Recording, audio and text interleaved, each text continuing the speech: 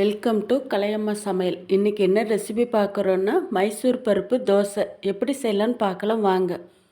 நான் 2 டம்ளர் சின்ன டம்ளரில் பருப்பு எடுத்துருக்கேன். இதை ஒரு 10 நிமிஷம் ஊற வச்சுக்கலாம்.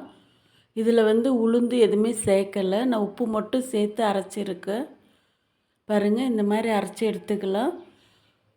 இப்போ இது ரொம்ப தண்ணியாகவும் கரைக்கக்கூடாது, ரொம்ப கெட்டியாகவும் கரைக்கக்கூடாது. தோசை பதத்துக்கு கரைச்சிக்கலாம். பாருங்கள், தோசை மாவு மாதிரி நல்லா சூப்பராக வருது, நல்ல கலராகவும் இருக்குது. இதில் உளுந்து எதுவுமே சேர்க்கலை, ஒரே 10 நிமிஷம்தாங்க ஃப்ரெண்ட்ஸ்.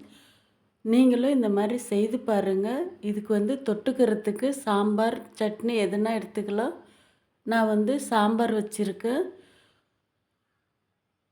பாருங்கள், நல்ல கலராக வந்திருக்கு. 10 நிமிஷம்தான். இது மாவு புளிக்கணும் அப்படிலாம் எதுவுமே கிடையாது. நல்ல டேஸ்ட்டாகவும் இருக்குது.